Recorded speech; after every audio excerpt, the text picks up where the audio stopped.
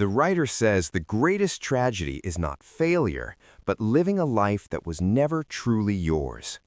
He insists that most people are trapped in borrowed dreams, chasing goals handed down by parents, teachers, or society, while ignoring the quiet voice inside that says, "You owe you."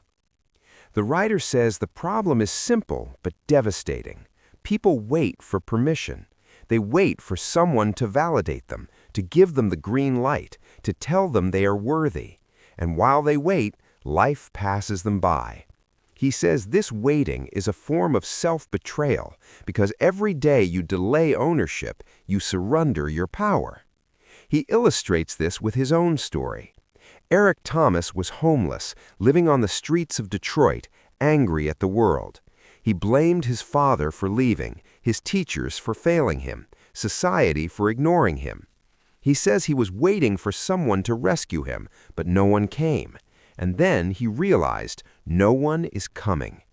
The writer says that moment was his wake-up call. He stopped waiting, stopped blaming, and started owning. The writer says ownership is not about guilt or shame, it is about power. When you say, "I owe me," you reclaim control. You stop outsourcing your destiny. You stop living on borrowed permission. He says ownership is the first step to freedom because it forces you to confront the truth. Your life is your responsibility. He gives a daily life example. Imagine a student who blames the teacher for bad grades but never studies, or a worker who blames the boss for low pay but never improves their skills, or a parent who blames circumstances for stress but never sets boundaries. The writer says these are all forms of waiting, waiting for someone else to fix what only you can fix. The writer says the solution is radical ownership. He urges you to wake up every morning and declare, "I owe me." He says this declaration changes everything because it shifts the focus from excuses to execution. He says excuses are lies we tell ourselves to stay comfortable, but ownership is truth that forces us to grow. He concludes that the wake-up call is not about changing the world overnight, it is about changing your mindset today. He says once you embrace ownership, you stop asking "why me?" and start asking "what now?" And that shift is the beginning of transformation. The writer says that most people quit not because the dream is impossible, but because the pain feels unbearable. He insists that the real problem is not the pain itself, but the absence of a strong enough reason to endure it. The writer says that when your why is weak, every obstacle feels like a wall. But when your why is strong, every obstacle becomes a stepping stone. The writer says the problem is that people chase goals without meaning. They want money, status, or recognition, but they don't know why. He explains that when the goal is shallow, the struggle feels pointless. And when the struggle feels pointless, people give up. He says this is why so many resolutions fail, why so many dreams die in January, why so many people live lives of quiet desperation. He illustrates this with his own story. Eric Thomas was homeless, sleeping in abandoned buildings, hungry and hopeless. He says the pain was unbearable, but what kept him alive was his why. He didn't want his children to grow up in the same cycle of poverty and pain. He says his why was bigger than his hunger, bigger than his exhaustion, bigger than his fear. And because his why was strong, he endured. The writer says the solution is to find your why. He urges you to ask, why do I want this? Why does it matter? Who will benefit if I succeed? Who will suffer if I quit? He says your why must be personal, emotional, and powerful enough to carry you through the darkest nights. He gives a daily life example. Imagine a student studying late at night.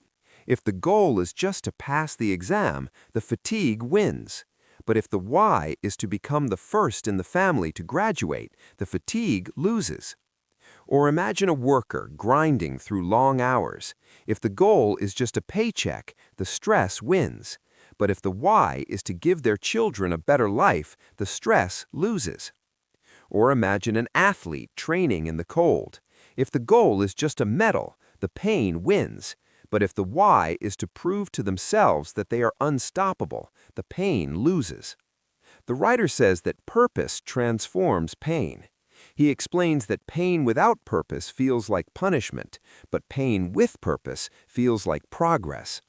He says this is why mothers endure childbirth, why soldiers endure battle, why entrepreneurs endure failure, because their why is bigger than their pain.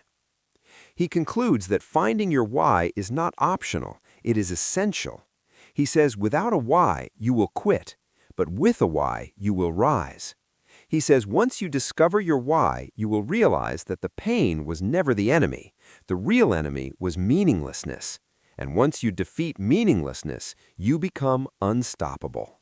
The writer says one of the most dangerous prisons is not made of bars or walls, but of stories we tell ourselves. He insists that the greatest trap is victimhood, the belief that life has already defined us, that our past is permanent, and that our pain is our identity. The writer says people cling to their wounds as proof of why they cannot rise, and in doing so, they chain themselves to yesterday. The writer says the problem is that victimhood feels safe. It gives us an excuse. It allows us to say, I can't because of what happened to me. He explains that this excuse becomes a shield against responsibility, but it also becomes a cage. He says, when you define yourself by your trauma, you stop seeing your potential. You stop writing new chapters because you believe the ending has already been written.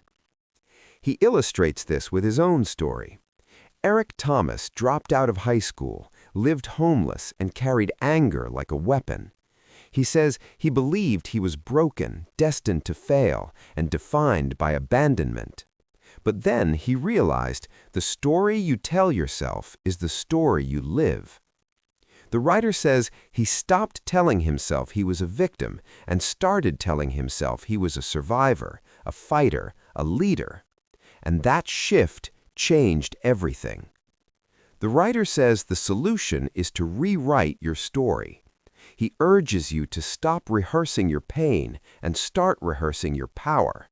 He says you cannot change the past, but you can change the meaning of the past. He says every scar can be a symbol of survival. Every failure can be a lesson. Every setback can be a setup for a comeback. He gives daily life examples. A student who failed an exam can say, I'm dumb, or they can say, I need to study differently. A worker who lost a job can say, I'm worthless, or they can say, I'm free to find a better path. A parent who grew up in poverty can say, I'll always struggle, or they can say, I'll break the cycle for my children. The writer says rewriting your story is not denial, it is redefinition. He explains that denial ignores pain, but redefinition transforms pain. He says when you rewrite your story, you stop being a victim of circumstance and start being the author of destiny. He concludes that the victim mindset is a lie. He says you are not broken, you are becoming. He says you are not defined by what happened to you, but by what you choose to do next. The writer says once you rewrite your story, you realize that your past was not a prison, it was preparation. And with that realization, you become unstoppable. The writer says that comfort is the silent killer of dreams. He insists that most people never fail because they are incapable. They fail because they settle. The writer says the problem is not that people lack talent, but that they stop stretching. They choose what is easy, familiar, and safe, and in doing so, they trade greatness for mediocrity. The writer says the problem begins with the human desire for stability. We crave routines, predictability, and certainty. He explains that while stability feels secure, it also becomes a trap. He says when you stop stretching, you stop growing. And when you stop growing, you start dying, not physically, but spiritually, emotionally, and creatively. He illustrates this with his own story. Eric Thomas was a gifted speaker long before he became E.T. the hip-hop preacher, but he says he could have stayed small, speaking only in classrooms or churches. He says the comfort zone was tempting, but he refused to settle. He stretched himself to speak in boardrooms, locker rooms, and arenas. He says every time he stretched, he discovered new levels of greatness. The writer says the solution is to trade good for great. He urges you to stop asking, "Is this comfortable?" and start asking, "Is this excellent?" He says greatness requires discomfort because discomfort is the birthplace of growth. He says you must stretch yourself beyond what feels safe because safety never produces greatness. He gives daily life examples. A student who always studies just enough to pass must stretch to study for mastery. A worker who always does the minimum must stretch to innovate, to lead, to excel. An athlete who always trains at the same level must stretch to push harder, to break limits. A parent who always follows the same routines must stretch to create new traditions, new opportunities, new possibilities for their children. The writer says stretching is not about reckless risk, it is about intentional discomfort. He explains that reckless risk destroys, but intentional discomfort develops. He says stretching means doing what scares you, challenges you, and forces you to grow. He concludes that greatness is never found in comfort. He says the comfort zone is where dreams go to die. He says if you want to live fully, you must stretch yourself daily. The writer says once you embrace discomfort, you realize that pain is temporary, but greatness is forever. And with that realization, you stop settling for good and start reaching for great. The writer says one of the greatest tragedies in life is imitation. He insists that too many people spend their lives trying to be someone else, copying styles, chasing trends, and living by borrowed identities. The writer says the problem is that imitation kills authenticity, and when you lose authenticity, you lose power. The writer says the problem begins with comparison. He explains that people scroll through social media, watch celebrities, or admire successful peers, and then decide that their own uniqueness is not enough. He says comparison breeds insecurity, and insecurity breeds imitation.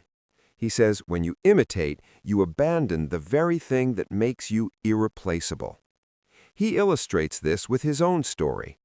Eric Thomas says he was never the most polished speaker.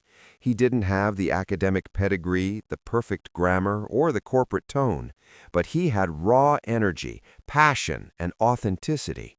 He says he refused to imitate other motivational speakers because his power was in being himself. He says authenticity is what made him unforgettable, and authenticity is what made him unstoppable. The writer says the solution is to embrace authenticity. He urges you to stop apologizing for who you are and start amplifying it.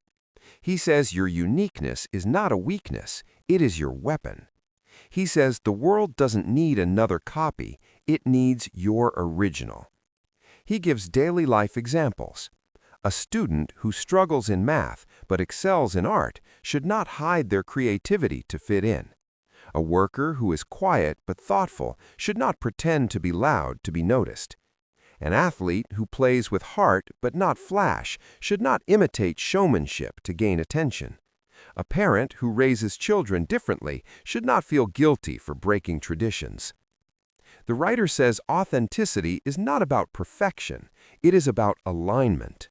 He explains that when your actions align with your true self, you gain confidence, clarity, and courage. He says authenticity attracts the right people, opportunities, and success because it resonates with truth. He concludes that imitation is slavery, but authenticity is freedom. He says you owe it to yourself to be fully you because no one else can. He says once you embrace authenticity, you realize that your uniqueness is your greatest advantage.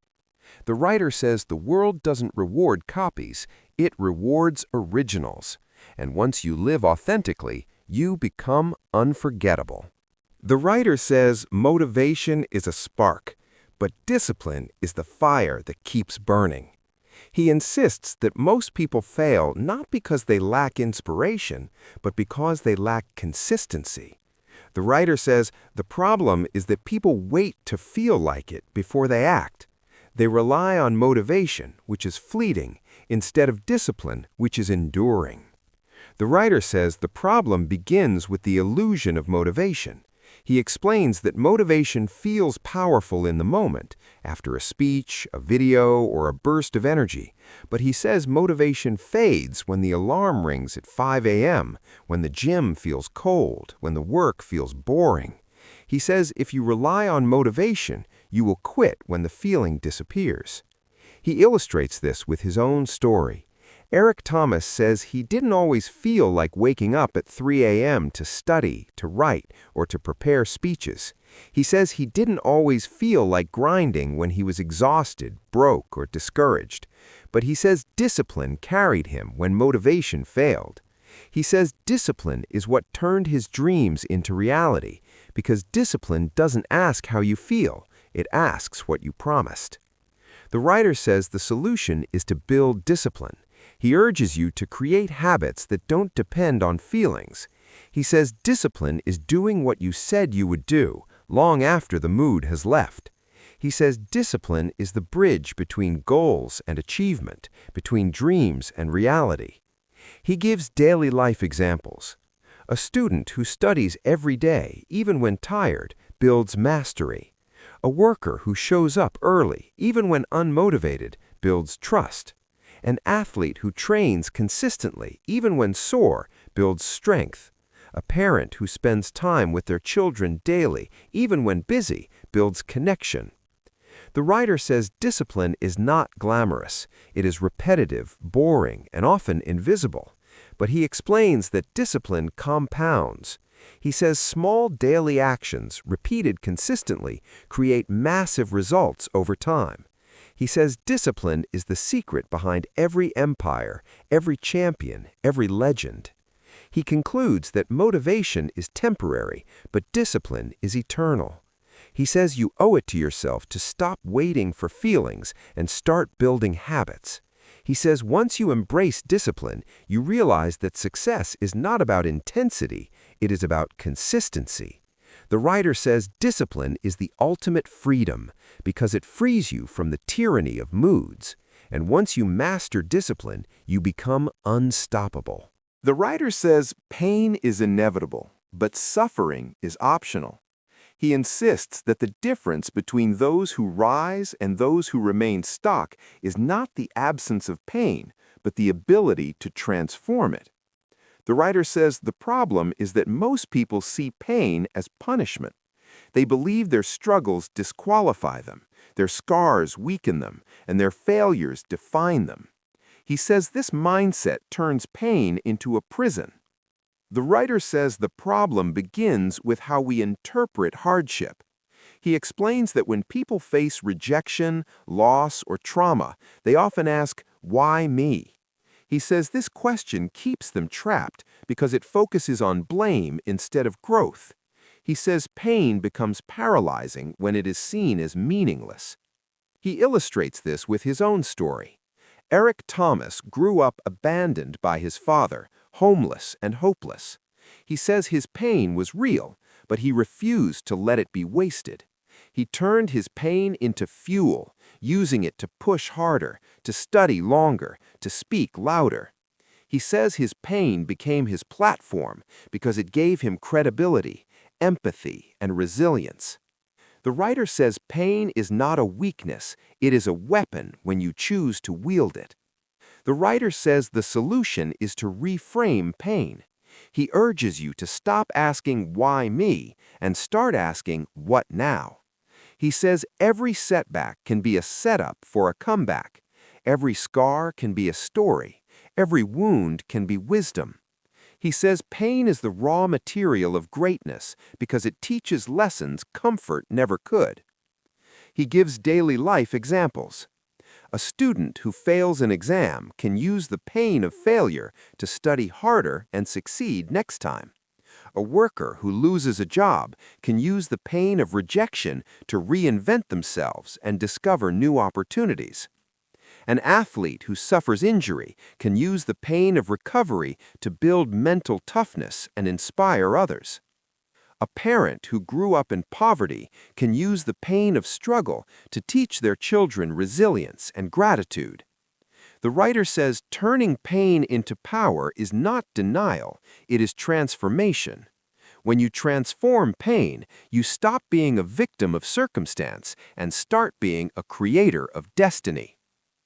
He concludes that pain is not the end, it is the beginning. He says you owe it to yourself to stop hiding your scars and start sharing them, because your scars are proof that you survived. He says once you turn pain into power, you realize that your past was not the beginning. He says you owe it to yourself to stop hiding your scars and start sharing them, because your scars are proof that you survived. He says once you turn pain into power, you realize that your past was not a prison, it was preparation. And with that realization, you become unstoppable. The writer says greatness is never meant to be hoarded. He insists that true success is not measured by what you accumulate, but by what you contribute. The writer says the problem is that too many people chase personal gain while ignoring the impact they could have on others. He says when you live only for yourself, your success feels empty. The writer says the problem begins with a selfish mindset. He explains that people often believe their gifts are for their own benefit, to earn money, fame, or recognition. But he says gifts are not given to be hidden, they're given to be shared. He says when you serve others with your gift, you multiply its power. He illustrates this with his own story. Eric Thomas says his gift was speaking, but he didn't keep it to himself. He spoke in classrooms, prisons, churches, and arenas. He says his gift was not about making himself famous, but about lifting others. He says when he served others, his gift grew. His influence expanded, and his life gained meaning. The writer says the solution is to serve others through your gift. He urges you to ask, who can benefit from what I know? Who can be lifted by what I do? Who can be inspired by my story? He says when you serve, you create ripples of impact that outlast your own life. He gives daily life examples. A student who tutors classmates is not just learning, they are lifting others. A worker who mentors colleagues is not just advancing, they are multiplying success. An athlete who inspires fans is not just competing, they are empowering. A parent who teaches children resilience is not just surviving, they are shaping the future. The writer says serving others does not diminish you, it expands you. He explains that when you give, you grow. He says the paradox of greatness is that the more you share, the more you have. He concludes that selfish success dies with you, but service-driven success lives beyond you. He says you owe it to yourself to use your gift to uplift others, because that is where true fulfillment lies. The writer says once you serve others, you realize that greatness is not about being remembered, it is about helping others remember their own power. And with that realization, you become unstoppable. The writer says excuses are the most dangerous lies we tell ourselves. He insists that excuses sound reasonable, but they are poison. The writer says the problem is that people use excuses to protect themselves from discomfort, but in reality, excuses protect them from growth. The writer says the problem begins with self-deception. He explains that when people say, "I don't have time," or "I don't have resources," or "I'm not ready," they are not describing reality, they are describing fear. He says excuses are masks we wear to avoid responsibility, but behind every excuse is the truth. We chose not to act. He illustrates this with his own story. Eric Thomas says he could have excused his homelessness, his dropout status, his lack of opportunity. He says he could have said, I can't succeed because I don't have a father, because I don't have money, because I don't have support. But he refused to let excuses define him. He says execution was his answer. He acted even when conditions weren't perfect. He says execution is the antidote to excuses. The writer says the solution is ruthless execution.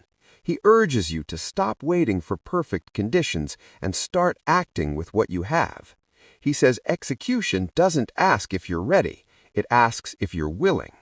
He says every excuse delays destiny, but every act of execution brings it closer. He gives daily life examples.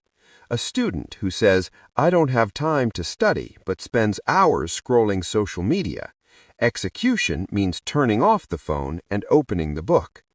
A worker who says, I don't have resources to start a business, but spends money on entertainment. Execution means investing in the dream, even with small steps. An athlete who says, I'm too tired to train, but spends hours watching TV. Execution means lacing up the shoes and running anyway. A parent who says, I don't have energy to connect with my kids, but spends energy elsewhere. Execution means choosing presence over excuses. The writer says excuses feel safe, but they steal your future. He explains that execution feels hard, but it builds your future. He says the difference between winners and quitters is not talent, but execution. He concludes that excuses are lies, but execution is truth. He says you owe it to yourself to stop lying and start living.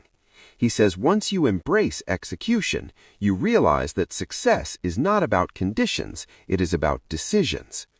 The writer says execution is the ultimate proof of commitment, because words mean nothing without action.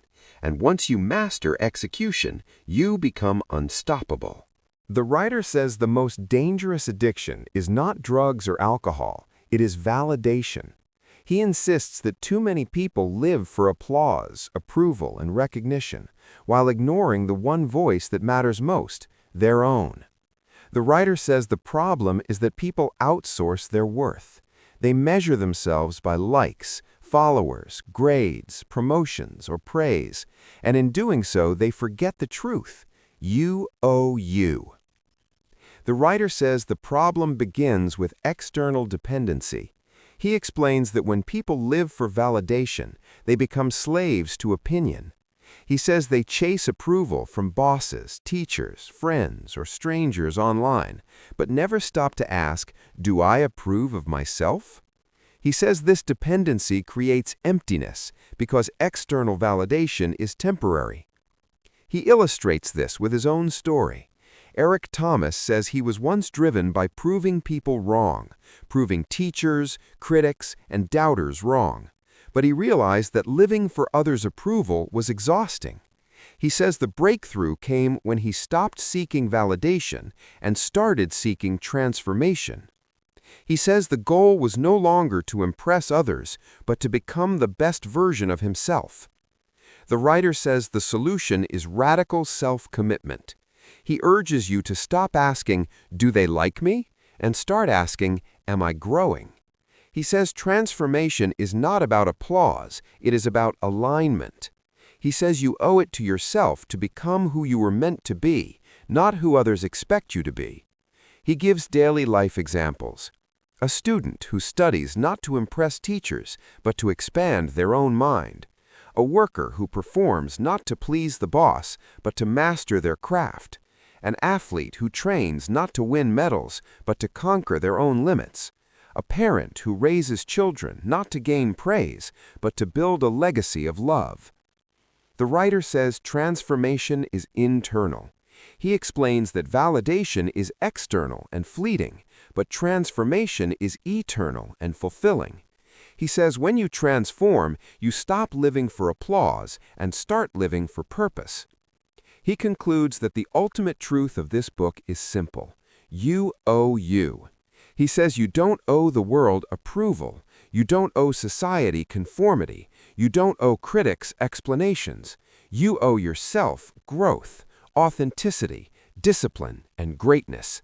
He says once you embrace this truth, you stop living small and start living fully. The writer says the world doesn't need another copy. It needs the transformed version of you. And once you become that, you become unstoppable. The writer says the greatest debt you will ever pay is not to society, not to critics, not to strangers. It is to yourself. He says you owe you.